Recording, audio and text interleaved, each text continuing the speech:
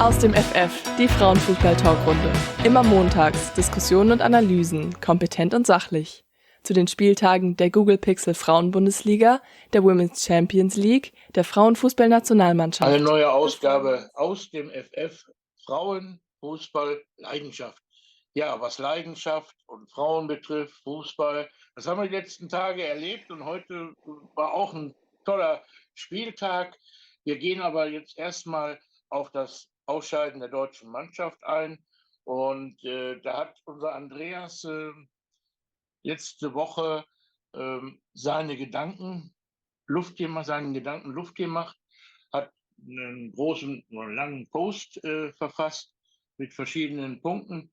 Und da möchte ich doch ganz gerne, dass der Andreas das nochmal inhaltlich so ein bisschen darstellt, damit alle, auch die Zuschauer, das nachvollziehen können. Also, leg los, Andreas. Ja, also ich war zunächst mal sehr erstaunt, wie überhaupt die Resonanz oder dass so viel Resonanz auf meinen Facebook-Post in der Gruppe kam. Und ja, einfach meine Gedanken zusammengefasst. Ich meine, wir waren alle enttäuscht. Aber man kann es nicht an den Spielerinnen oder an dem Einsatzwillen, an Kampfgeist, Teamgeist und so festmachen. Die haben alles gegeben.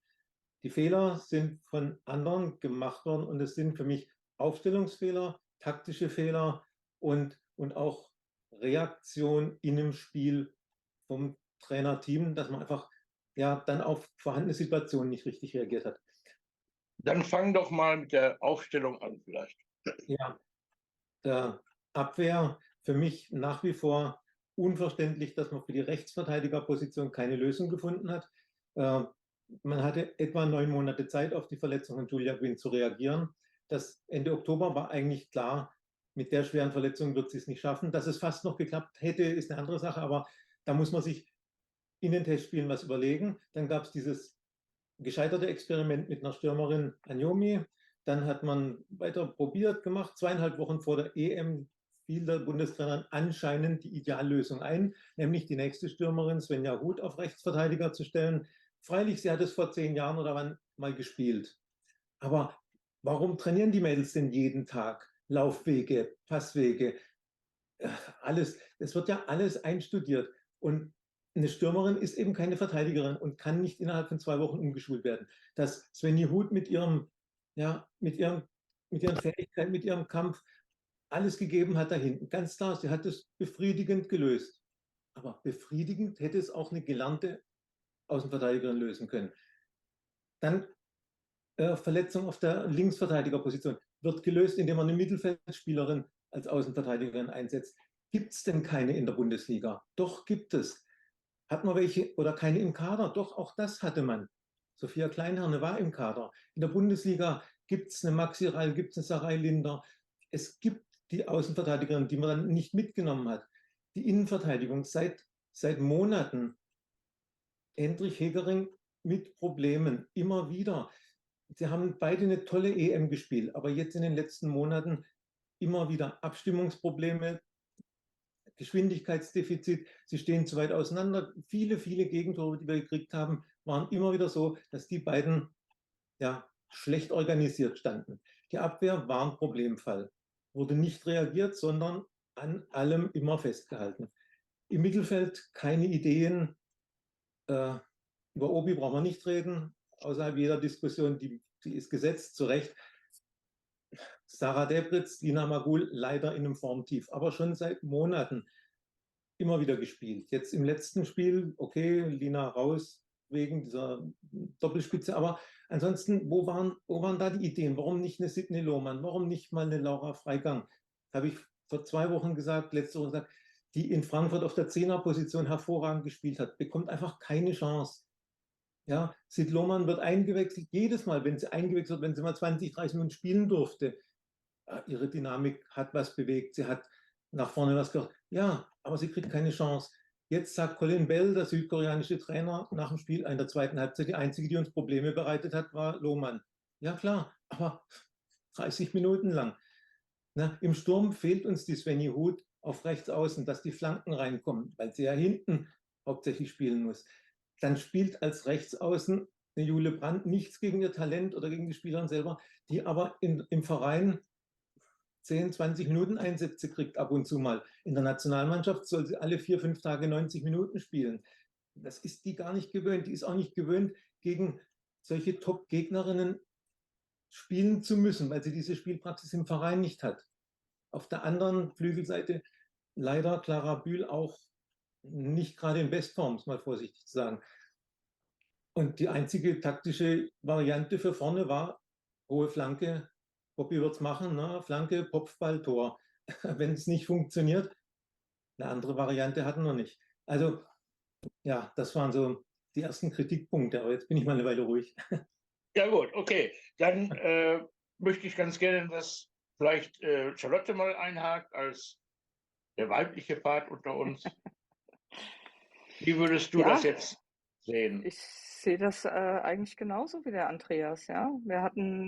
Ich hatte ja von Anfang an gesagt, dass mich gestört hat, dass wir verletzte Spielerinnen mitgenommen hatten, mit dem Wissen, dass wir nicht wissen, ob sie überhaupt einsatzfähig werden zu Beginn oder zur Vorrunde.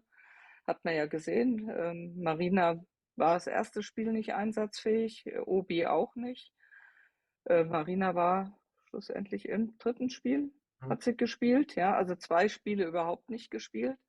Und wo ich denke, hätte man nicht besser jemand anders dafür mitgenommen, ja, der gesund war, der fit war, jung, dynamisch.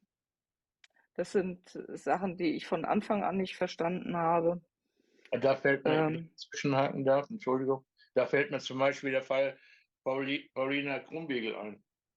Die hatte eine Muskelverhärtung, aber sowas kann ich behandeln. Ja?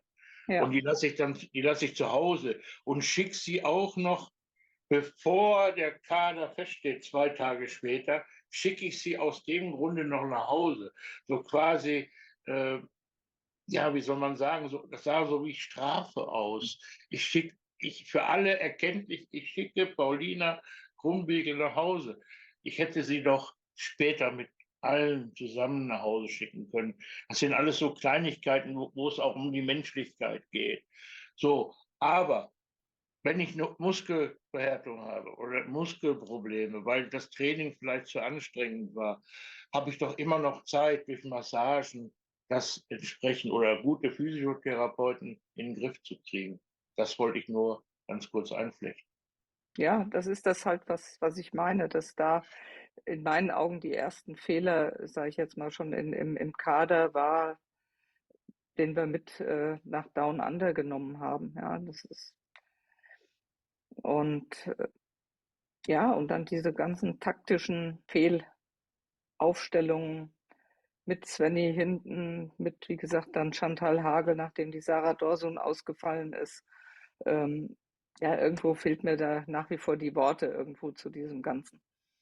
Und das Okay, ist, glaube ich, ein Bausteinchen neben oder ein Puzzleteilchen fügt sich da ins andere und führt dann schlussendlich zu diesem Ergebnis, das wir jetzt haben. dann nehme ich mal den Michael, der kann das vielleicht noch wieder ein bisschen ergänzen, aus journalistischer Seite, von Ausseiten von eines Journalisten. Ja, also ich hake nochmal bei Pauli Krumbiegel ein. Also die Aktion hat eben auch beim Verein für Unverständnis gesorgt. Sie war kurz nach ihrer Rückreise, war sie schon wieder fit. Also die wäre auch für die WM wieder einsatzbereit gewesen. Dann, wie Andreas gesagt hat, Sarah Linder hätte man nehmen können, Maxi Rall hätte in den Kader gehört. Das waren die Fehler im Vorfeld. Dann die taktische Fehler mit Svenja Huth, haben wir jetzt oft genug besprochen. Die gehört nach vorne. Sophia Kleinherne kann das spielen, auch wenn sie jetzt noch nicht so viel internationale Erfahrung hat. Aber sie hat es bei der EM gemacht und ich denke, da hätte man wieder auf sie bauen müssen. Das Schlimmste für mich war eigentlich das Mittelfeld. So ideenlos, so mit wenig Tempo, mit ja, dieses Tempo verschleppt von Sarah Debritz, die völlig außer Form ist seit langer Zeit. Nina Margol, die eigentlich immer ihre Leistung gebracht hat in der Nationalmannschaft, hatte eben jetzt leider auch ein Formtief. hat gegen Kolumbien noch was versucht, aber da ist ihr nichts gelungen. Da hätte man also wirklich mal auf Laura Freigang setzen müssen. Wie ich gelesen habe, hat die Bundestrainerin gesagt, Sidney Lohmann war bis zum dritten Spiel maximal für eine halbe Stunde spielfähig. Das kann ich von hier nicht beurteilen. Das kann nur die medizinische Abteilung sie selbst sagen. Ich kann es mir fast nicht vorstellen, aber das muss man natürlich so hinnehmen. Tatsache ist, als sie reinkam, ihr Spiel, Dynamik, ihre Schüsse. Ich hätte ihr so gewünscht, dass dieser Schuss reingeht, da kurz vor Schluss. Und ja, Helena Ladwein hat jetzt nach ihrer Einwechslung gegen Südkorea auch nicht gut gespielt, aber das ist dann halt auch, dann kommst du rein und musst in kurzer Zeit was bewegen. Das ist dann auch schwierig. Formschwäche Clara Bühl sehe ich ganz genauso. Lea Schüller, ja, weiß ich nicht, auch nicht in bester Verfassung und hat nicht die richtige Position vielleicht dann auch gefunden. Geht sie ganz vorne mit rein? Steht sie Poppy im Weg oder ist Poppy weiter dahinter? Das war alles nicht so erkennbar, diese Spielidee. Unsere Expertin hier für die Rhein-Neckar-Zeitung war Fabienne Dongos, die das auch ganz klar formuliert. Keine Spielidee, kein Konzept, kein Plan B, wenn Poppy verletzt gewesen wäre oder eben auch mal einen schlechten Tag hat. Die Kritik an Jule Brandt will ich ein bisschen relativieren. Das war mir teilweise zu arg. Wir wollen ja solche Spielerinnen, die was auf eigene Faust versuchen. Natürlich muss sie jetzt irgendwann lernen, sich zum einen durchzusetzen im 1 gegen 1, dann im richtigen Moment abzuspielen und aber auch, wie Andreas gesagt hat, die muss mehr spielen beim VfL. Ja, und ich weiß nicht warum. Natürlich hat Wolfsburg einen tollen Kader, aber ist ja auch eine tolle Spielerin. Und Gleiches gilt für Tabea Säner, die ein tolles Champions League-Jahr gespielt hat, glaube 10 Tore geschossen hat und in der Saison danach war sie kaum noch im Kader. Also schwierig, wirklich schwierig. Und ja, zusammenfassend, ich konnte es nicht glauben, das Aus. War auch viel enttäuschter als bei den Männern, weil da die Leidenschaft fehlt. Den Frauen habe ich die arge Enttäuschung, die Tränen und so komplett abgenommen. Ich wehre mich auch gegen Formulierungen wie, man hat so viel Koalas gestreichelt und Maskottchen gehäkelt. Das, das ist doch Social Media, das wollen die Leute doch sehen. Warum wird es denn geklickt, solche Bilder? Wenn sie Erfolg gehabt hätten, wäre dieses gehäkelte Ja. Koala-Bärchen wahrscheinlich 100.000-fach in Verkauf gegangen. Also Kirche im Dorf lassen, sie haben alles gegeben, die Form war schlecht, die Taktik war schlecht und der Kader war schlecht. Ich möchte mal kurz einhaken. Und zwar hast du die Schnelligkeit, die Dynamik angesprochen. Wenn ich heute zum Beispiel gesehen habe, Nigeria oder Australien, die haben gerade das vorgemacht, wie schnell man spielt, kombiniert, wie man im Falle Nigeria, wie man einen Favoriten bespielt, wie man den bekämpft. Australien genauso, teils schnelle Kombination, auch mal Mut, einen Doppelpass zu spielen und auch mal den ins Leere zu spielen. Das hat ja total gefehlt. Dieser Mut, Fehler zu machen. Es wird zwar immer von der Bundestrainerin angesprochen, wir dürfen Fehler machen, glaube ich aber nicht. Die sind teilweise richtig gehemmt aufgetreten. Und bei solchen Mannschaften, wie gesagt, Australien oder Nigeria, da kann man sehen, was Spielfreude einfach ausmacht. Freche Tricks, einfach mal so aus dem Fuß raus. Und so, ich glaube, das muss auch wieder äh, ja, in diese Mannschaft rein, ja. Wenn du Ich jetzt weiß nicht, Entschuldigung. Australien ansprichst heute, das 1:0, das war schnörkellos irgendwo, ja. Das war einfacher Fußball eigentlich, ja. Ja, Also ja, da ja, war, ja. ne? Und, und das hat uns gefehlt, dieses Einfache mal, ja. Einer Oder das, läuft, ja, einer passt, läuft, zack, läuft und ja, über außen der schnell. Und wir haben Konter. ja schnelle Leute, ja. Eine Chantal kann ja auch rennen, ja. Jule Brandt oder sowas. Wir haben ja schon auch schnelle Leute da. Aber wenn sie die Pässe nicht kriegen, also das schnelle Umschaltspiel hat uns gefehlt. So wie Bis zum Beispiel wir, Japan. bis wir, bis wir mal von hinten rauskamen, hat die Abwehr vom Gegner schon gestanden, so ungefähr. Da kamen wir nicht mehr durch. Da war der Käse gegessen. Also das beste Beispiel ist heute Australien. Ich denke mal, das kann sich jeder noch mal anschauen. Aber auch Japan, wie die den Raum hinten eng machen und total flexibel dann den Konter fahren und auch dann über außen. Die, die, die nehmen ja den Gegner dann 3, 4 Meter weg mit Ball auch noch.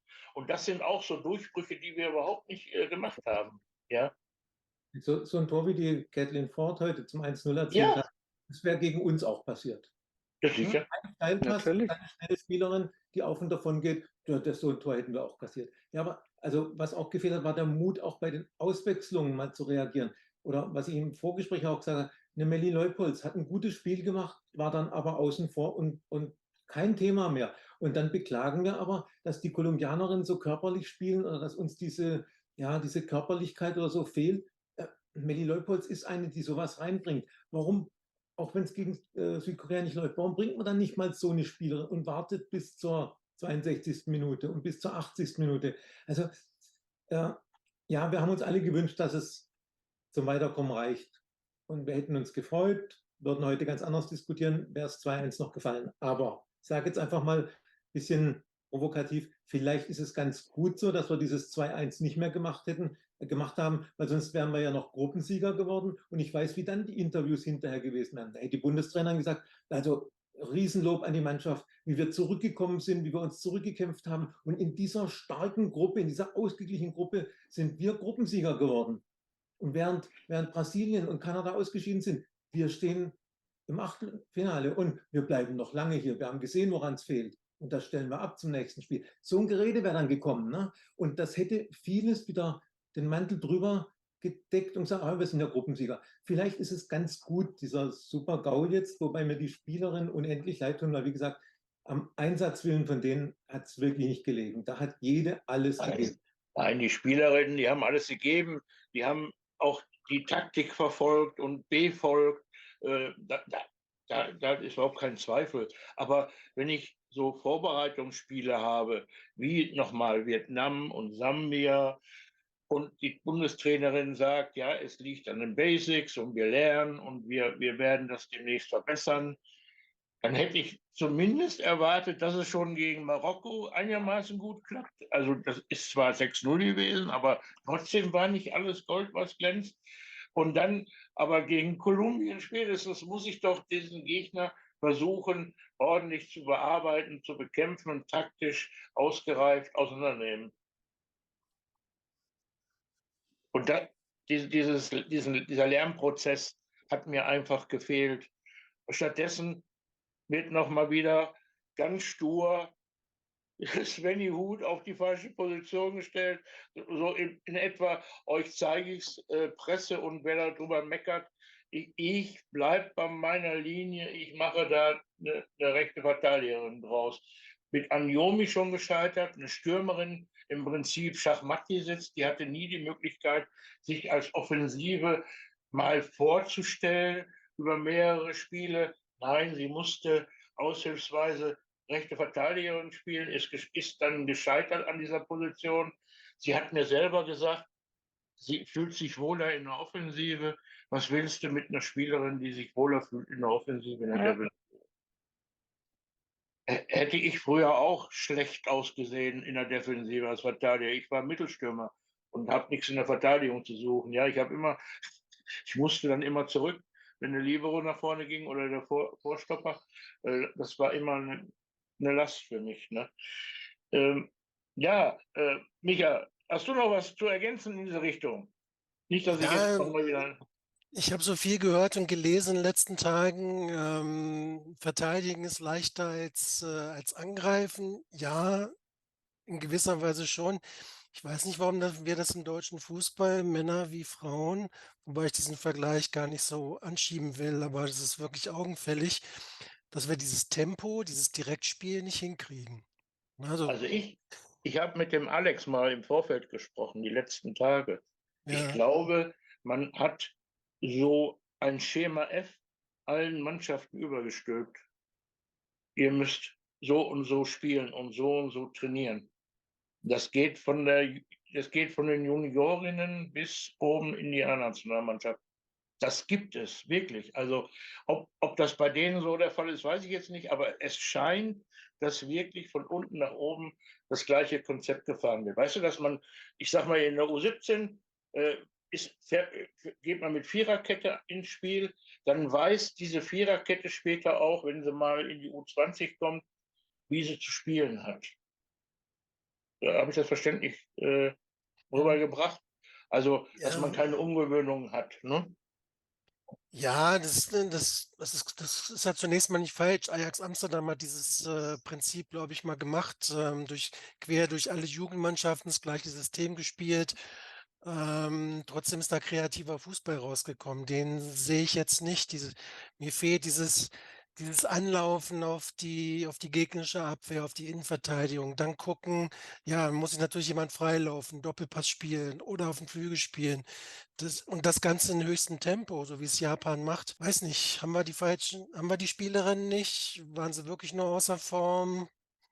Ja, aber wenigstens hoch anlaufen kannst du. Also gegen Südkorea hätte ich ja zumindest erwartet, dass die von ersten Minute an sagen, hallo, ich bin deutsche Nationalmannschaft.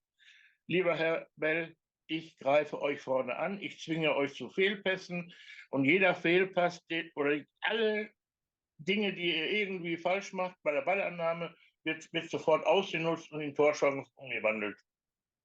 Wenn ich nicht am 5-Meter-Raum angreife, was auch ja richtig ist, aber zumindest am 16er oder 20 Meter vom Tor, muss ich den Gegner so unter Druck setzen, dass dem schwindelig wird. Ja. Ja, muss man ja sagen, der Colin Bell hat ja eine Svenja Huth, kennt er auf der Position, hat sie bei ihm ja noch gespielt, ja. Ähm, Der kennt die Kathi Hendrich, weiß, wie die funktioniert, sage ich jetzt mal, ja. Also da waren ja schon zwei Schlüsselspielerinnen sozusagen, die der Colin ja auch kannte, ja. Und er war ja auch lang genug noch in der Bundesliga gewesen. Also hat ja auch immer wieder die Mädels auch spielen sehen, ja, oder viele von denen, die da auf dem Platz standen.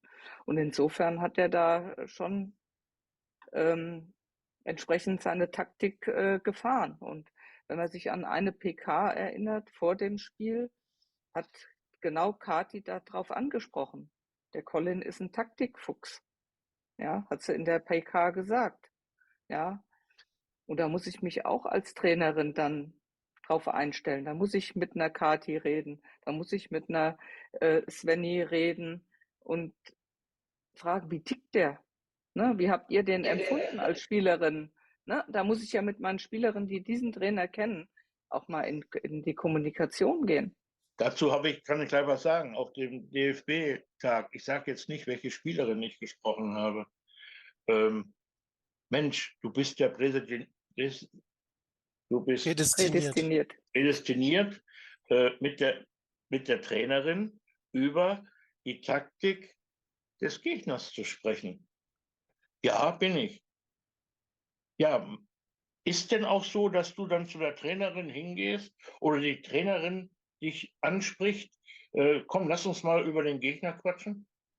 Nein, kommt nicht. Das ist aber das ist verwunderlich, habe ich dann gedacht. Das ist doch, du bist doch eine Spielerin, die das Spielvermögen kennt. Du weißt, wie die an den Ball rangehen und so weiter, die Taktik und so.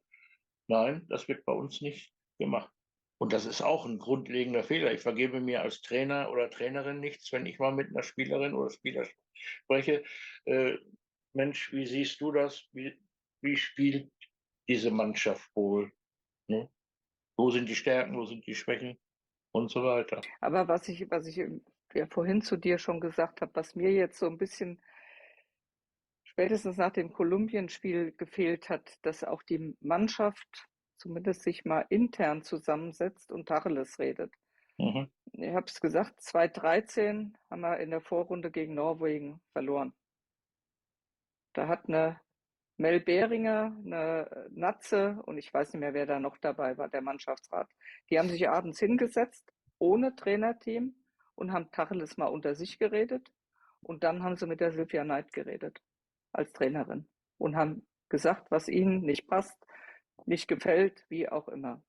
Und sowas erwarte ich dann halt auch. Aber das waren halt auch noch andere Spielerinnen, die halt auch mal, auf gut Deutsch gesagt, das Maul aufgemacht haben. Ja, auch mutig waren, dann auch mal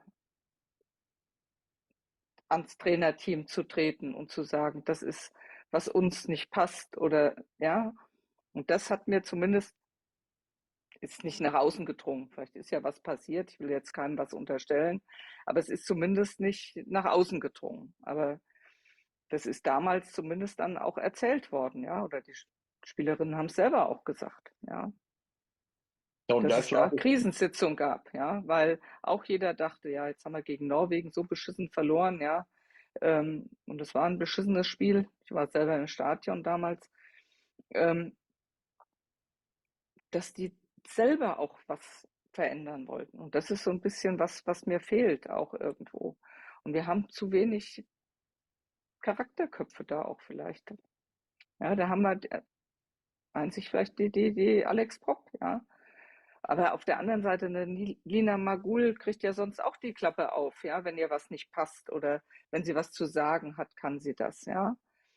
Also Also vor der das ist so das bisschen, was mir fehlt irgendwo in der Mannschaft irgendwo. Entweder trauen sie sich nicht, weil sie Angst haben, wenn ich was sage, bin ich ganz weg, komme ich überhaupt nicht zum Einsatz oder bin ich beim nächsten Lehrgang gar nicht mehr dabei, weil ich was gesagt habe. Also da frage ich mich halt, was ist da los irgendwo? Da ich fehlt hab, ich irgendwas, hab, ich stimmt hab, was nicht. ich habe dir ja Entschuldigung, Andreas, wenn ich ganz kurz nochmal dazwischenfunke. Ich habe ja dann vorhin zu dir auch gesagt, es ist ja so, wir haben uns alle lieb.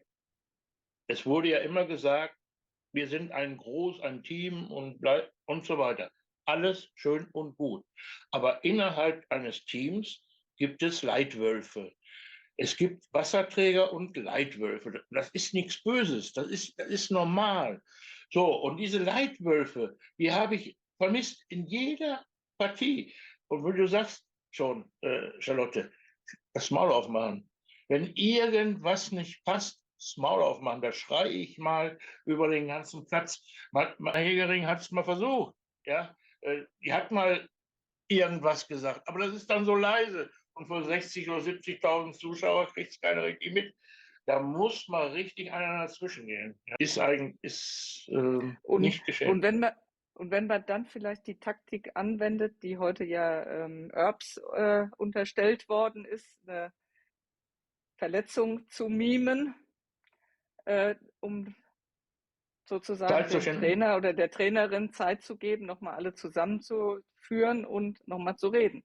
Ja, und dann muss ich halt vielleicht auch mal sagen, hier Merle, hock dich mal hin. Ja, also ja, damit wir die 2 Minuten haben, ich lasse mich behandeln und gut ist. Ja, da muss man vielleicht auch mal solche Taktiken, auch wenn ich es jetzt nicht so dolle finde, primär, aber wenn es so läuft, dann muss man vielleicht mal so hinterfotzig auf gut Deutsch gesagt sein und Ist es so. mal so tun. Ist profihaft. Ja, ja. Andreas, ich habe dich unterbrochen. Tactical Timeout nennt sich das in England inzwischen schon. Also an Katrin Berger und ihre Trainerin Emma Hayes, die haben das ja zur Perfektion in der Rückrunde praktiziert. Also Berger sitzt ja öfter mal auf dem Boden und lässt sich behandeln und inzwischen weiß jeder, sie hat nichts, also sie spielt wieder weiter.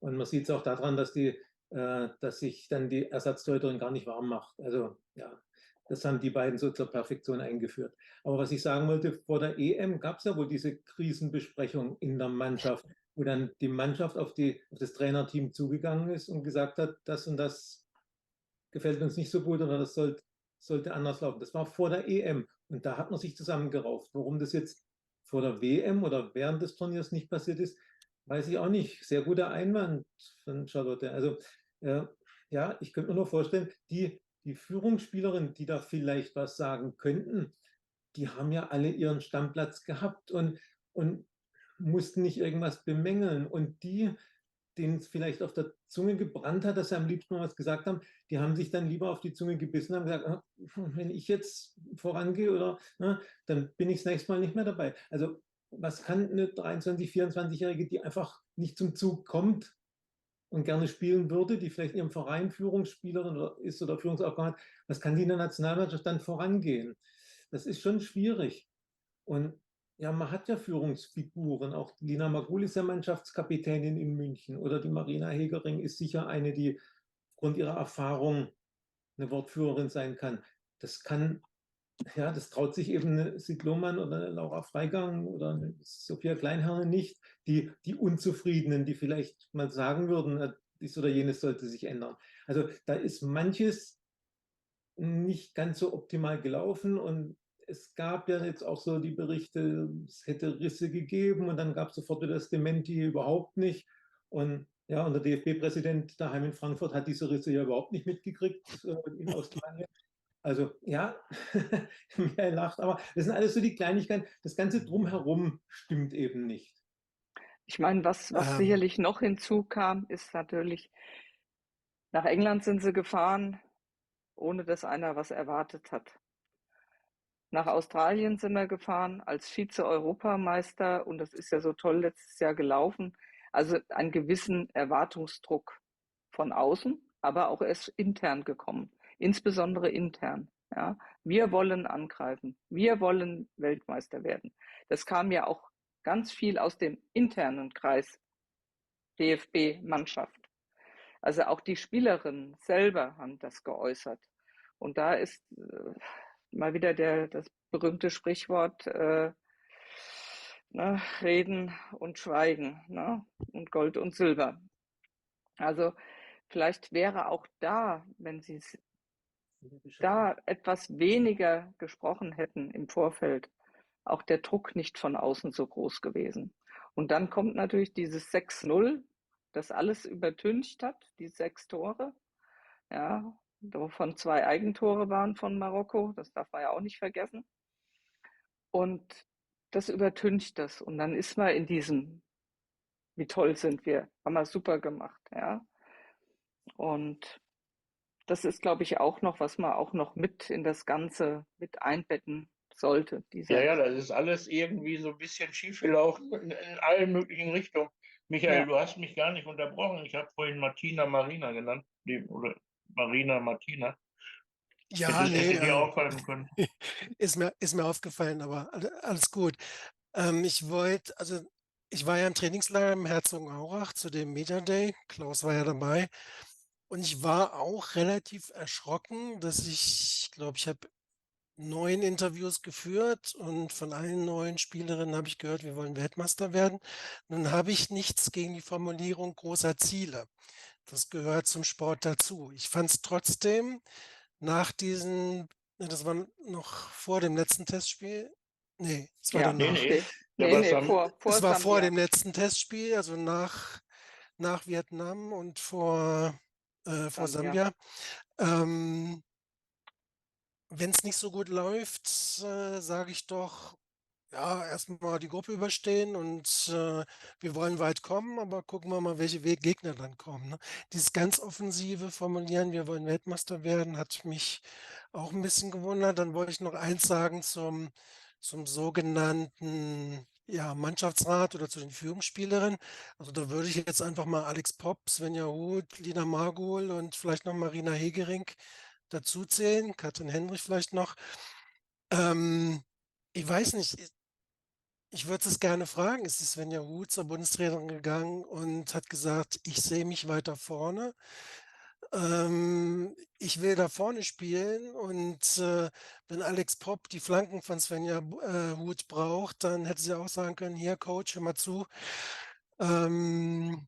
Wir haben darüber gesprochen, wir sehen das eher so, dass Svenja vorne spielt und mir die Flanken auf den Kopf schlägt. Das weiß ich halt nicht, ob das stattgefunden hat. Aber einer Führungsspielerin wie der Alex Popp müsste man das ja zutrauen. Und Svenja Huth ist 30, 31, der auch. Da weiß ich halt nicht, was intern gelaufen ist, aber das erwarte ich von Führungsspielern. Klaus hat das richtig gesagt. Dieses Elf-Freunde-Sein, was man da früher mal gesagt hat, da haben schon andere immer wieder gesagt, es braucht diese Reibungspunkte im Team. Und da muss man mal unterschiedlicher Meinung sein und sich auch mal was in den Kopf werfen. Glaube ich, genau das Richtige gesagt. Wer möchte noch, oder welche Veränderungen, gehen wir jetzt mal ein bisschen weiter, welche Veränderungen sind denn jetzt zu diskutieren? Wir haben jetzt über die ganzen Fehler, Mängel und so weiter haben wir gesprochen. Es kann ja ein so weiter, kann ja nicht, das kann es ja nicht gewesen sein. Das hast du ja schon, Andreas, eingangs gesagt. Ein weiter so, ja, das wäre ja völlig falsch. Also, wo müssen wir anpacken? Die Entscheidung über das Trainerteam ist ja gefallen. Also Martina Voss-Tecklenburg wird weitermachen. DFB hat ja nicht nur den Vertrag vor der WM schon verlängert, sondern auch jetzt eindeutig das Vertrauen ausgesprochen. Sie hat gesagt, sie macht weiter. Also ich glaube, da braucht man nicht weiter diskutieren. Bei uns ist eigentlich klar rausgekommen, dass man am Trainerteam ansetzen müsste. Aber okay, Veränderungen in der Mannschaft, ja, sehe ich halt für September nicht groß kommen mit einem unveränderten Trainerteam. Ich fürchte halt, dass so die Aussagen kommen, ja, die Mannschaft soll sich beweisen und ich will den Mädels nochmal eine Chance geben. Aber ja, jetzt wäre also jetzt nach dem Desaster wäre Grund genug, dass man einfach verändert und dass man sagt, man baut jetzt auf junge, hungrige Spielerinnen, neue Spielerinnen und repräsentiert die ganze Liga auch in der Nationalmannschaft, dass auch andere Vereine Nationalspielerinnen abstellen. Auch das für die Breite würde gut tun. Und es gibt ja diese talentierten Spielerinnen, die wir vorhin schon genannt haben. Abwehr Kleinherne, Nüsken, Brumbiegel, Linder, Mittelfeld, Lohmann, Freigang im Sturm, Anjomi, Kössler. Das sind ja alles Namen, denen muss man eine Chance geben. Und ich habe große Sorge, dass wir Ende September mit der Mannschaft unverändert praktisch auflaufen, die jetzt in Australien gespielt hat. Also ja. Also Veränderungen auf dem Trainer, auf der Trainerposition siehst du nicht, weil man das schon verlängert hat. Und du siehst auch nicht, dass man sich einvernehmlich nach der Analyse doch zusammenrauft und sagt, wir gehen als nettes Team auseinander. Glaubst du das nicht? Glaube ich nicht, nein. Weil es darf jetzt hier auch nicht falsch rüberkommen. Also Martina Voss-Tecklenburg und ihr Trainerteam haben uns ja eine tolle EM beschert. Da hat die Mannschaft hervorragend gespielt, da hat sie auch sehr gute Arbeit geleistet. Aber es ist einfach, der Fußball ist auch schnelllebig und irgendwann erleben wir ja überall, der Trainer hat sich dann auch mal überholt oder abgenutzt und es muss mal eine Veränderung sein. Ich hätte mir gewünscht, dass man auch über diese Position jetzt offen diskutiert. Ergebnisoffen. Sehe ich nicht kommen. Okay. Wer möchte dazu noch Stellung nehmen? Ja, ich glaube, wie wird überhaupt jetzt analysiert? Wer analysiert? Ja, wer mit wem? Ja, gibt es ein Zusammensitzen vom, ich sage jetzt mal Martina und vielleicht Britta Karlsson mit Herrn Neuendorf und keine Ahnung wen und dem Joti in Frankfurt? Ja, auch die Spielerinnen müssen gehört werden. Also, oder zumindest muss eine Stimme sprechen. Also ich finde auch die Spielerinnen müssen gehört werden. Entweder indem sie sich selber irgendwie einen auserkoren wird unter den Spielerinnen, der das Sprachrohr wird. Aber auch da muss ehrlich kommuniziert werden und nicht aus Angst raus, wenn ich was sage, werde ich nicht mehr aufgestellt oder komme nicht mehr in den Kader. Und da habe ich so ein bisschen Angst vor, weil ja schon ja, eigentlich klar war, Trainerteam macht weiter. Ja. Also von daher glaube ich, dass es einfach nicht offen diskutiert werden kann. Ja. Okay. Michael? Oder wird. Ja, also ich fand die Verlängerung vor der WM schon falsch, aber da haben alle gesagt, ja, Erfolgstrainerin, Vize-Europameisterin und so. Da gab es ja auch Stimmen, ja, wieso ist denn der Vertrag noch nicht verlängert und so, ne? Das wurde ja auch kolportiert, sowohl von Medien als auch von anderen Seiten. Jetzt das Ergebnis offen zu verkünden, dass ihr das Vertrauen ausgesprochen wird, ist, denke ich, falsch. Man hätte analysieren müssen und dann zu einem Ergebnis kommen. Hätte natürlich einen Medienwirbel jetzt gegeben, weil bis zu dieser Entscheidung dann wäre ständig: „Bleibt sie Trainerin? Wer kommt in Frage?“ und so, ne? Das ist klar. Ich hoffe, also auf Spielerin-Seite hoffe ich, dass Alex Popp weitermacht und sie muss das in die Hand nehmen und dann eben auch so eine Sitzung mit allen zusammenrufen und dann müssen die Tacheles reden, intern, ohne Führung, ohne Trainer. Und da darf dann jeder sagen, was er will und dann wird vom Mannschaftsrat dann 'n Ergebnis gegenüber dem Trainerteam verkündet. Das ist so das, was ich mir wünschen würde. Wenn sie weitermacht, eine Niederlage in Dänemark und Unentschieden in Island, dann sind Konsequenzen da. Okay, ich will auch noch mal ganz kurz einbringen, was Andreas auch schon gesagt hat. Martina Voss-Tecklenburg hat uns eine hervorragende EM geliefert mit dem ganzen Team, überhaupt keine Frage. Was wir jetzt diskutieren, ist eben halt die Gegenwart und nicht mehr die Vergangenheit, weil eben halt im Trainerjob die Vergangenheit manchmal etwas wenig zählt. Ne? Ähm, gut, also wir müssen abwarten, was da sich ergibt. Was könnte denn noch außer die Trainerfrage gestellt werden? Es ist die Risse zwischen Mannschaft und Trainerteam. Es soll auch nicht nur die hauptamtlichen Trainer sein, also die Martina und Carlsen, sondern soll auch mit Athletiktrainer irgendwie da ein Riss sein, laut Bild-Zeitung. Hm, Muss da vielleicht irgendwas geschehen? Na ja, wenn ich da als Erster, was zu sagen darf, Standards habe ich keine gesehen. Ich glaube, es gibt 'n Trainer, der für Standards zuständig ist. Den würde ich mal als an der allererster Stelle hinterfragen. Athletik kann ich jetzt nicht, einschätzen, was da gelaufen ist, aber irgendwann muss ja mal bei Standards was rauskommen und vor allem auch Verteidigen von Standards. Also, das Siegtor von Kolumbien, wenn es Jöke Nüsken da wirklich den Raum verteidigen sollte, dann fällt mir dazu nichts mehr ein. Ja, die Dann haben ja alle den Raum verteidigt. Da waren ja, glaube ich, das waren nur 6 oder 7 oder 8 ja, Spielerinnen. ja, schon, aber sie stand da, wurde dann geblockt und, kam nicht hin, aber egal, in der 97. Minute haue ich einen Ball auf die Tribüne oder gehe voll auf die Gegenspielerin, ich mache was. Genauso beim ersten Tor von Kolumbien sah Debus verschränkt die Arme auf dem Rücken. So was habe ich noch nie gesehen. So was Passives und ich weiß gar nicht, wie man da so sich verhalten kann als erfahrene Spielerin. Hat jetzt aber nichts mit Standard zu tun. Nein, Also, nein. Thema Standard in jedem Fall angehen, ist bei Männern ja auch, funktioniert ja auch nix. Und, Ja, ja, wie wichtig Standards sind, haben wir ja gesehen. Ne? ja, Schweden, ne? ja.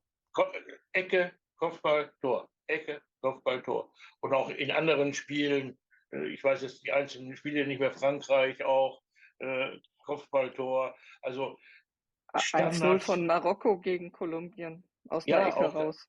genau. Und das sind Waffen. Das sind Waffen, Standards sind Waffen. Mit einfachen Mitteln kann ich Tore erzielen. Vor allen Dingen gegen Mannschaften, die tief stehen, die meinen, sie müssten nur verteidigen.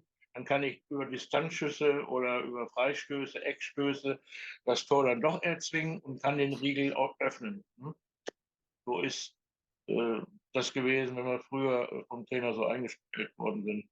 Auch auf Freistöße dann gehen, dann mache ich ein Dribbling, suche den Körperkontakt, dann kriege ich einen Freistoß oder ich gehe zur Ecke, schieße den Gegenspieler an, bekomme eine Ecke, sodass ich eben halt meine Standards auch bekomme. Das sind alles so taktische Mittel, die ich dann halt mitkriege. Und sowas sehe ich bei unserer Mannschaft also ganz selten. Gut. Aber das ist ein grundsätzliches Problem auch in der Liga, Ja.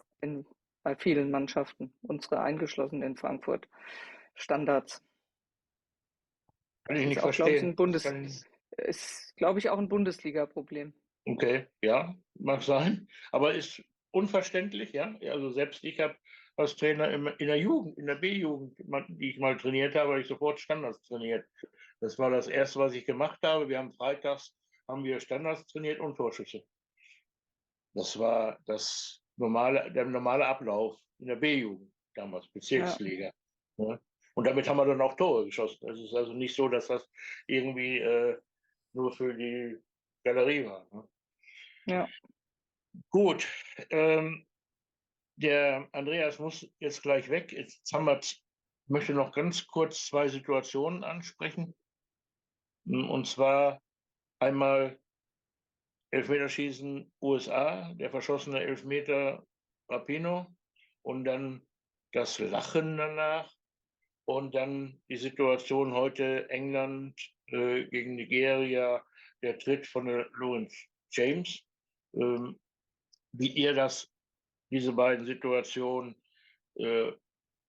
seht. Die sind ja auch sehr viel diskutiert worden in den sozialen Medien.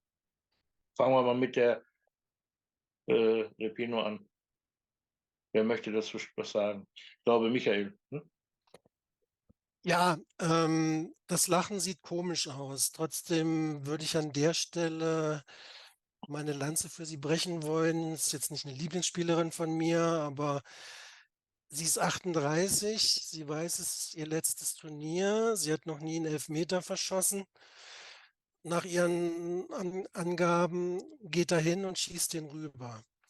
Ich will da das Thema Emotionen ins Spiel bringen und ich glaube, sie hat sich da nicht, sowas plant man ja nicht, so ein Lachen oder so. Ne? Sie hätte jetzt die Hände vom Kopf schlagen können, sie hätte gleich in Tränen ausbrechen können oder einfach mit gesenktem Kopf zur Mittellinie gehen. Ich glaube, was ihr durch den Kopf ging, und sie hat das ja dahingehend dann später auch gesagt, das kann ja wohl nicht wahr sein, ich verschieße diesen Elfmeter jetzt in meinem im möglichen letzten Spiel. Die Mannschaft scheidet aus und ich glaube, dass es wer so ein bisschen in ihr Gesicht danach auch geschaut hat, der hat irgendwer hat von einem verzweifelten Lächeln gesprochen und ich glaube, dass das so mehr in diese Richtung geht. Es war das ist mir doch egal oder die Mannschaftskameraden, denen sind mir nicht wichtig.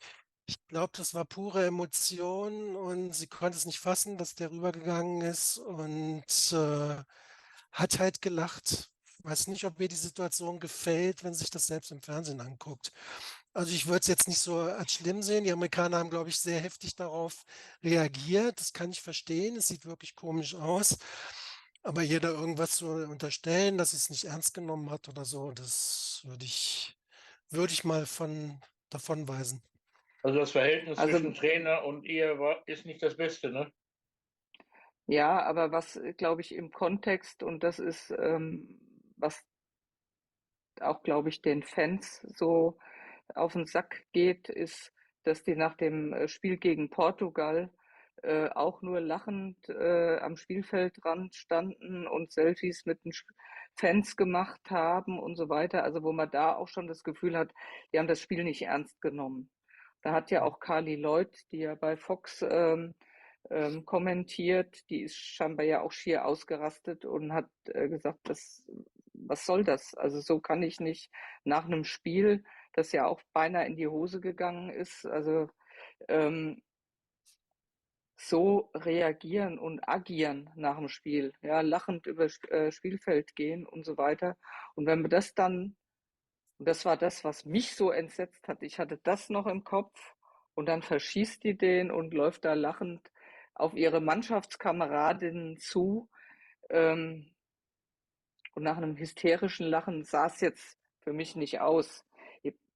Vielleicht war es auch ein hysterisches Lachen. Ich meine, man hört ja keinen Ton dazu, aber das war in dem Kontext zu dem, was da ein paar Tage vorher war das für mich auch sehr, sehr befremdlich gewesen. Also, und ich kann da auch die Fans irgendwo verstehen. Und ich glaube, das hat jetzt weniger was mit dem Trainer zu tun oder ihr Verhältnis mit dem Trainer. Okay, Und Andreas? Achso, Entschuldigung. ja, nee, alles gut. Okay, Andreas? Ja, also ich bin groß und ganzen bei Michael mit, wie er das interpretiert. Also natürlich eine Spielerin wie Megan Rapinoe die polarisiert. Und dann ist im Moment des Misserfolgs ist ja auch klar, wenn jemand, der so stark polarisiert, dass die dann eben auch sehr stark kritisiert wird. Also ja, ich würde dieses Lachen jetzt auch nicht vorwerfen. Es ist mehr so ein ich habe es gesehen, so wie so ein verzweifeltes Lachen, so nach dem Spiel. Jetzt passiert mir das auch noch. So, ja, heute geht alles schief. Jetzt mir auch das noch. So ungefähr war das eher. Und es war vielleicht ihr letzter Ballkontakt in der Nationalmannschaft. Es sei denn, sie bekommt noch ein Abschiedsspiel. Also, ja, ich mag sie auch nicht. Wir haben ja über sie schon mal vor 2 Wochen gesprochen. Ich mag sie auch nicht, aber sie war eine prägende Figur für den US-Fußball und der Abschied jetzt ist natürlich schon traurig, dass es so passiert ist. Andererseits, so wie sich die Amerikanerinnen selbst überschätzt haben, so mein Eindruck, ist ihnen dann auch recht geschehen. Sie waren die bessere Mannschaft, aber sind jetzt im Elfmeterschießen gescheitert. Ja, vielleicht etwas mehr Demut würde denen auch gut tun jetzt für den Neuaufbau. Okay. Dann kommen wir zu der nächsten Situation, die heute stattgefunden hat. Leider Gottes hat Lloyd James sich so ein bisschen vergessen, sage ich mal. Wie stehst du dazu? Ja, also ich habe ja nur die Highlights jetzt noch schnell gesehen vor unserem Talk und halt das, was mir meine englischen Freunde unter Tag geschrieben haben. Und ich denke, die einhellige Meinung ist, dass die rote Karte berechtigt ist. Und irgendwie, ja, ich meine, so die Lauren James ist so noch eine unausgereifte Persönlichkeit. Also die ist erst 21 und es passt so ein bisschen das Bild, das man von ihr hat. Sie ist noch nicht die reife Erwachsene und ja, natürlich darf ihr das nicht passieren und sie schadet sich, sie schadet der Mannschaft und die sind jetzt trotzdem noch weitergekommen, aber sie fehlt vermutlich wird sie 3 Spiele Sperre bekommen, das heißt, sie fehlt für den Rest vom Turnier und damit maximaler Schaden eben fürs Team, aber auch für sie und sie muss daraus lernen und sie muss endlich erwachsen werden, dass ihr sowas nicht passiert. Also Sarina Wiegmann hat in einem Interview gesagt, dass sie eben halt noch jung ist, unerfahren, dass man ihr das verzeihen könnte. Sie ist im Grunde genommen ein ganz lieber Mensch. So hat sie das gesagt. Das ist ein Interview Ja, von ein paar Minuten. ich sage also, es passt so ein bisschen das Bild, das man von ihr hat, so in England. Äh, Es ist ja auch, wenn es bei ihr nicht läuft, ist ja immer eine, die nicht nach hinten verteidigt oder die dann auch mal weiß nicht, wie ich es ausdrücken soll, so dieses, jetzt übertrieben gesagt, Scheiße, es läuft nicht. Ja, und dann bleibt sie halt stehen, läuft nicht heute. Ja, und hinten brennt es aber und sie wird gebraucht. Das ist, weiß nicht, bei allem Talent und im Spiel davor gegen China war sie überragend. Also sicher ein Riesentalent, die aber ja noch ein kleines Mädchen ist, in Anführungszeichen, die einfach, wie gesagt, noch keine ausgereifte Persönlichkeit ist. Also vielleicht lernt oder hoffentlich Ja, daraus. also wenn man Ja, sich die bitte. Situation nochmal anguckt oder so, ich meine, die verhakeln sich da ja schon, also da tritt sie ja schon das erste Mal irgendwo so ein bisschen, wo man noch sagt, das ist im Aufstehen irgendwie wieder, ja, das wäre vielleicht eine gelbe Karte gewesen, gut, aber dann nochmal so im Wegdrehen, der nochmal so richtig auf den hinten Ja, reinzutreten, also, absolut da war rot. ich etwas sprachlos, ehrlich gesagt, ja. Und ja, da war jetzt vielleicht der VAR auch mal gut für oder so, weil ich glaube, das hat die Schiedsrichterin auch in dem ersten Moment vielleicht auch nicht so wahrgenommen, ja. Je nachdem, wie sie gestanden hat, Ja, hat das denn was mit dem Alter zu tun? weiß ich nicht. Also gibt gewisse Dinge, weiß ich nicht. Das, Das, Michael, das ist eine Sache der Emotionen. Also ich weiß jetzt nicht, ob eine 17- oder 18-Jährige bei Hoffenheim oder egal wo sowas machen würde. Für mich ist das ein bewusster Tritt. Das geht gar nicht. Das will ich im Frauenfußball wirklich nicht sehen. Habe ich auch bisher selten gesehen, so ein Foul. Und die Strafe muss entsprechend sein. Und da wäre die Wiegmann gut beraten, wenn sie sich die zur Seite nimmt und ein paar Takte mit ihr redet. weil sonst lernt sie es nicht. Ich kenne die Spielerin nicht. Wenn Andreas sagt, so, dass sie so ist, wie eben von ihm beschrieben, dann braucht die schon noch ein bisschen Führung und eine Ansage oder so. Also ich fand es ein mieses Foul, eine Spielerin, die auf dem Bauch liegt, auf dem Boden liegt, da einfach in einen verlängerten Rücken zu treten. Das ist schon sehr, sehr hinterfotzig. Ja, Ja, ich gut, denke, okay. Wiegmann wird sie nach außen schützen, ja, Ja, ja, mit klar. solchen Aussagen. Und ich glaube Genau. schon, dass die da klare Worte intern Ja. findet, plus dass ihre eigenen Mannschaftskameraden wahrscheinlich hier auch noch ein paar Takte sagen. Ja, das ist auch, sage ich mal, eine Sache, glaube ich, wo man auch die Spielerin nach außen ein Stück weit schützen muss als Trainer.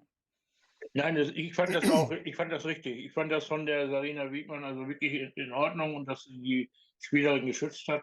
Aber sie muss eben halt dann intern doch mit ihren ernstes Wort reden. Sie hat hervorragende WM gespielt, ne? Auch in der Vorbereitung, ne? Also ich hab sie ja schon mal gelobt, ne? Die ist unwahrscheinlich schnell, die ist schussstark und treffsicher. Das ist schon ein tolles Talent, ne? Aber sie, das ist eine Lehre jetzt für sie. Das hat die Sarina Ja, Wiegmann auch gesagt. Sie muss jetzt daraus lernen. Sie muss die Strafe entsprechend annehmen und eben halt die Sachen nicht, ja, einfach nicht mehr wiederholen. Ne? Möchte dann noch jemand was zu sagen? Nein. Ähm, Andreas, 2 Minuten noch. Möchtest du noch irgendwas beitragen? Ja, wenn wir einen Ausblick noch auf die weitere WM machen, also ich freue mich, dass Australien noch im Rennen ist, weil es tut dem Turnier gut. Wir sehen ja immer, wenn Australien auftritt, was da für eine Begeisterung ist, wieder 70.000 im Stadion gewesen ist. Ja, die ganze Euphorie im Land trägt sich weiter, dadurch, dass der Co-Gastgeber jetzt noch im Rennen ist. Und ansonsten bin einfach mal gespannt auf den Weg, den Japan noch geht. Ja, der Underdog sind sie nicht mehr. Sie müssen jetzt vielleicht auch mal das Spiel machen. Mal sehen, wie sie das können. Aber bis jetzt tolle Auftritte. Und ja, schauen wir mal, was noch Mannschaften wie Niederlande oder Frankreich, Schweden machen. Niederlande hat mich bisher auch angenehm überrascht. Bei Frankreich müssen wir jetzt mal morgen sehen, der Weg weitergeht. Aber insgesamt, ja, freue mich auf das, was noch auf uns zukommt. Und auch schön, dass wir mal wieder einen neuen Weltmeister sehen werden. Nicht schon wieder die USA. Ja, und Ganz, dann in dem Sinn, danke, dass ich dabei sein durfte. Und ich muss jetzt noch in unsere englische Live-Show. Ja, wünsche da euch musst noch, du umswitchen auf Englisch, ne? Denk dran. ja, Das, noch das englische also, Programm anziehen, meine Unterlagen nochmal anschauen, weil wir gehen live da. Darf ich mir nicht versprechen. Ja, also danke fürs dabei sein dürfen und bis nächste Woche. ja, bis dann. bis Tschüss. dann. Ciao. Tschüss. Ciao, Andreas. Wir werden auch nicht mehr lange weitermachen, aber wie ist denn bei euch so der Turnierverlauf jetzt gewesen für euch? Sind die richtigen Mannschaften weitergekommen? Hat sich das Spiel oder die einzelnen Mannschaften haben die sich verstärkt im Niveau? Hat sich da was verändert? Also ich finde, die Spiele sind spannender geworden, sind schneller, äh, kampfbetonter. Ist der Eindruck richtig? Also ich glaube, dass mehr die, ich sage jetzt mal Underdogs, nenne ich sie jetzt mal, die haben Ja, mich mehr überrascht und das hat auch, sage ich mal, zu dem Favoritensterben, sage ich jetzt mal, auch ein Stück weit geführt, ja. Ob das jetzt Kolumbien ist, Marokko ist, also diese Mannschaften haben mich dann schon überrascht und dadurch, ja, sind wir raus, Italien draußen, also solche Länder einfach draußen, ja, und mit Mühe weitergekommen, wie, ich sage jetzt mal, Norwegen, ja, die sich da durchgehangelt haben und mit viel Glück im Endeffekt dann noch eine Runde oder ins Achtelfinale kamen. Und ich jetzt, ja, zum Beispiel auch jetzt England heute hat nicht ja, viel gefehlt, ja, ja, hat dass nichts es geguckt, ja. auch die erwischt hätte, ja. Also von daher ähm, ist es schon eine spannende WM. Und wen ich so vorher überhaupt nicht auf dem Zettel irgendwie hatte, vielleicht auch aufgrund der letzten Jahre dann auch und diese 15 in in Vancouver verkloppt worden sind, ist Japan irgendwie. Also die laufen so irgendwie, man sieht man sie auch selten spielen irgendwie, aber die laufen so für mich so Ja, unterm Schirm, ne? Ja, ja. unterm Schirm, ja. Und ich habe jetzt selber noch kein Spiel von denen gesehen, weil das einfach in meinen Zeitplan nicht gepasst hatte. Aber das, was man an Highlights oder so gesehen hat, ja, Hut ab, ja. Nein, Und die haben eine Spielidee. Die haben wirklich eine ja, Spielidee. Die machen die Räume zu, äh, passen, sind voll im Spiel drinne, beobachten die ganzen Spielszenen. Wenn eine Spielerin denen eine Angriffsmöglichkeit gibt, weil sie den Ball nicht richtig stoppt oder weißt du, Teufel, was sind hier sofort dazwischen, dann schwirren die aus. ähm, und in den Laufduellen mit ihrer Geschwindigkeit sind sie bisher also sehr erfolgreich und auch im Abschluss sehr genau. Michael, wie siehst du es? Ja, man kriegt halt von Japan immer so wenig mit, ne? Man kennt die Spielerin nicht so. Klar, Saki Kumagai, die kennt man und deswegen war das schon eine Überraschung, wie die auftreten. Wenn ich das richtig im Kopf habe, würden sie ja im Halbfinale auf Spanien dann wieder treffen. Das ist nach dem Gruppenspielergebnis natürlich durchaus brisant. Spanien ist so eine Wundertüte. Also gegen die Schweiz haben sie dann wieder richtig gut gespielt. Ich schätze ja diese Bonmati sehr mit ihrer Spielweise. Und aber Holland jetzt gegen Spanien, das ist völlig offen, das Spiel. Aber ich traue Japan den Titel auf jeden Fall zu und bin auch eigentlich nichts gegen die Amerikaner, sind mir immer sympathisch, aber ist ganz gut, wenn wir jetzt einen anderen Weltmeister kriegen. Ja, Aber ich bin gespannt morgen auf Kolumbien gegen Jamaika. Also ob die weiter ohne Gegentor bleiben, da Jamaika und wer da weiterkommt. es ist wirklich eine WM mit vielen Überraschungen, wo man nicht mehr sagen kann, das ist unbedingt der Kleine. Die Ergebnisse halten sich alle einigermaßen im Rahmen. Gut, es gab hier und da mal ein 6:0 oder ein 4 sowieso. Ähm, Aber es gibt nicht mehr den typisch Kleinen, der da mit 11, 12:0 abgestattet wird. Ne? Also das ist ja, schon klasse. Ne? Und alle haben irgendwie dazu beigetragen, dass es spannende Spiele gibt, dass es Torraumszenen gibt, haben sich nicht versteckt. Also keine Mannschaft hat sich irgendwie total versteckt, sondern auch ihre Chancen gesucht und haben auch Torchancen herausgearbeitet. Ne? Also das ist schon eine tolle Geschichte. Zuschauerrekorde haben wir gefahren. Das finde ich ja klasse. Wir sind schon über 1,5 Millionen Besucher im Stadion. Angeblich waren ja ungefähr 1,5 Millionen Karten im Vorfeld verkauft. Also da auch sind wir schon drüber. Ähm, Was ich ganz interessant finde, der VAR hat sich für mich positiv dort gezeigt, hat viele gute Entscheidungen mit den Schiedsrichtern getroffen. Ich wüsste jetzt nicht, wo da mal, ich glaube, ein Beispiel war da mal, wo man hätte vielleicht anders entscheiden können. Aber ansonsten, der VAR hat gezeigt, dass er brauchbar ist, wenn er gut geführt wird. Auch mit der Schiedsrichterin, dass die dann an den Bildschirm geht, in Ruhe nochmal die Situation sich anguckt, dann zurückgeht, kurz erklärt, warum sie das gemacht hat, finde ich also wirklich klasse. Ne? Ja, und sie machen es in sehr kurzer Zeit eigentlich. Ne? Ja. Ihr schweigt. ja, was Ja, ich habe gerade noch mal so überlegt, jetzt so was noch mit USA und Kanada haben wir, glaube ich, auch zwei Mannschaften, die ausgeschieden sind, die auch irgendwie über ihren Zenit waren, auch einen relativ hohen Altersdurchschnitt haben. Also gerade Kanada, glaube ich, hat auch ein bisschen verpasst, sich zu Zu erneuern. verjüngen. Ne? Ja, da ist eine Sophie Schmidt hat noch gespielt, eine Sinclair mit 40. Also da ist irgendwo der Generationswechsel, jetzt kommt er wahrscheinlich mit Macht irgendwie.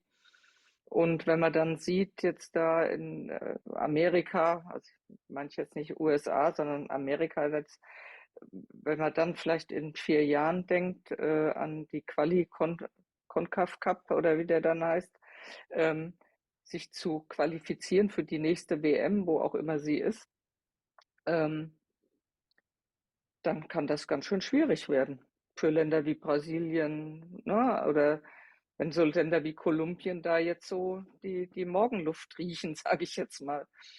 Also das kann schon dann da auch spannend werden. Und wenn da jetzt nicht, ja, da nicht dann so ein bisschen verpasst worden ist, den Generationswechsel einzuleiten auch und sich da doch immer noch drauf zu verlassen. Man hat ja eine Sinclair, ich weiß es nicht. Oder gibt es auch Was, nicht mehr so gute Spieler in Kanada, USA sicherlich, aber was mir auch aufgefallen ist zum Ende des Turnieres hin, viele Trainer werden in Frage gestellt. Ist mir eigentlich auch so noch nie aufgefallen. Also der amerikanische Trainer, die italienische Trainerin, die geht. Ne? Denn Norwegen hat ein Problem. Also viele Trainer eigentlich, ne? Oder? Ist euch das noch nicht so wobei aufgestoßen? wobei ich jetzt denke, was Italien angeht, ich meine, die war ja jetzt auch viele Jahre gewesen. Die ist ja nicht erst seit gestern Trainerin, die ist ja schon einige Jahre Trainerin. Und also ich habe jetzt nichts gelesen, außer dass sie zurückgetreten ist oder Ja, aufhört. Und ob das nicht auch so ein bisschen jetzt geschuldet ist, die war ja, also 17 bei der EM in Holland war sie auf alle Fälle schon dabei gewesen, wenn nicht sogar vorher schon. Ähm, dass da auch jetzt so ein Punkt erreicht ist. In Italien hat ja auch der Vereinsfußball einen ganz schönen Schub nach vorne gemacht. Und ob da, das sage ich mal, auf der Nazio-Seite nicht mitgewachsen ist, sage ich jetzt mal. Und dass das da von daher jetzt vielleicht auch gut ist, dass da jemand Neues kommt. Aber gleich jetzt, sag ich mal, eine Pia Sundhage so in Frage zu stellen oder so, das hat mich jetzt schon verwundert. Da hätte ich jetzt eher Ja, gedacht, dass die noch bleibt. ja. Aber Michael, du? ja, ich weiß nicht, was die in Italien erwartet haben. Also Italien hat als Nationalmannschaft ja, glaube ich, noch bei keinem Frauenturnier irgendwas gerissen. Weiß nicht, ob die schon mal im Halbfinale bei einer EM, bei einer WM definitiv nicht gewesen sind. Das ist vielleicht so ein bisschen auch die mm, Fußballtradition, dass die dann, Halbfinale ist 17 gegen, gegen Österreich ausgeschieden oder sowas im Elfmeterschießen, das kann sein. Okay, du hast recht. wenn Ja, ich mich recht entsinne, aber ja, nagel mich okay. nicht fest. Ja, okay, das kann sein, dann lag ich falsch. Trotzdem sind die bei den Frauen nicht so mit starken Platzierungen aufgefallen wie jetzt bei den Männern. Eine Pia Sundhage in Frage zu stellen, finde ich auch bei deren Erfolgen, finde ich ein bisschen unangemessen. Die norwegische Trainerin, ich kannte die vorher nicht. Ich habe es halt nur im ersten Spiel gesehen, wie sie da regungslos am Spielfeld stand. Da war sie mir ein bisschen zu phlegmatisch und hat nicht auf die Mannschaft eingewirkt. Danach gab es ja wohl das Theater in der Mannschaft und dann haben sie das Achtelfinale ja noch geschafft. Die muss vielleicht ein bisschen an ihrer Körpersprache arbeiten, aber sonst, ja, ich denke, die englische Trainerin ist unangefochten. USA weiß ich nicht nach dem Ausscheiden, was da passiert. Kanada ist, glaube ich, zuletzt bei U20 WM oder so nicht vorne mit dabei gewesen. Da weiß ich nicht, ob der Nachwuchs da ist. Hm. Und ja, das wäre so die Trainereinschätzung. Ich glaube, der spanische Trainer macht einen guten Job.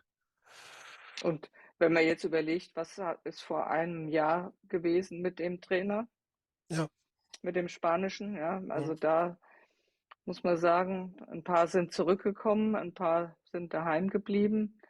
Sind das jetzt, ich sage jetzt mal, die faulen Eier, die zu Hause geblieben sind und jetzt scheint es irgendwie zu funktionieren und es funktioniert bis dato erfolgreich, ich glaube, oder relativ erfolgreich. Kann man bei Frankreich Und auch so sagen, obwohl es ein anderer Trainer ist. Ne? ja, ja, ja, der lebt jetzt mal, der Trainer. Ja, ja, genau. Ja, sehr, sehr emotional, ja. Also es ist eigentlich, ich finde es eigentlich gut, ja. Die Und gelbe Karte in der 92. Minute, das war natürlich so ja, ein Ding. Ne? ja, aber ne, ich meine, er hat ja auch irgendwo recht gehabt, die hätten ja auch mal abpfeifen können. Also das war schon mehr als über die Zeit gewesen. Also das war ja schon mehr als die Nachspielzeit der Nachspielzeit, wo er sich so aufgeregt hat. Aber der hat gelebt, ja. Und die norwegische Trainerin, die war doch mal in England Trainerin auch, Nazio-Trainerin von, oder zumindest bei Olympia von Großbritannien oder sowas. Also so ganz okay. unbekannt ist die nicht, die Hegelis. Mhm. Okay, dann, ich weiß nicht, wenn es nichts mehr zu besprechen gibt, sollten wir jetzt hier an der Stelle sagen wir Schluss machen. Ja, Seid ihr damit einverstanden? ja. Jo, Dann bedanke ich mich bei euch, dass ihr so lange dabei wart. Tolle Beiträge geleistet, auch sehr gerne. offen gesprochen. Ja, Micha? Ja, alles gut. Ach so, okay. War mir wieder eine Freude. Ja, macht immer wieder Spaß, ne? Mit euch zu diskutieren, auch wenn es vielleicht nicht immer gleich klingt, ne? Aber das ist eben halt so, ne? Wir müssen auch mal unterschiedlicher Meinung sein. Also, Ja. dann mache ich jetzt hier mal zu. Talkrunde aus dem FF mit dem Moderator Klaus K., mit seinem Team Adriana, Charlotte, Natascha und Andreas. Wir bedanken uns bei allen Zuschauern und freuen uns auf die nächste Ausgabe, wenn es wieder heißt, aus dem FF Frauen, Fußball, Leidenschaft. Hat euch vielleicht die Sendung gefallen? Dann hinterlasst gerne ein Like. Wir freuen uns aber auch über viele konstruktive Kommentare und auf weitere Abonnenten für unsere ehrenamtliche Arbeit. Bis zum nächsten Montag. Danke.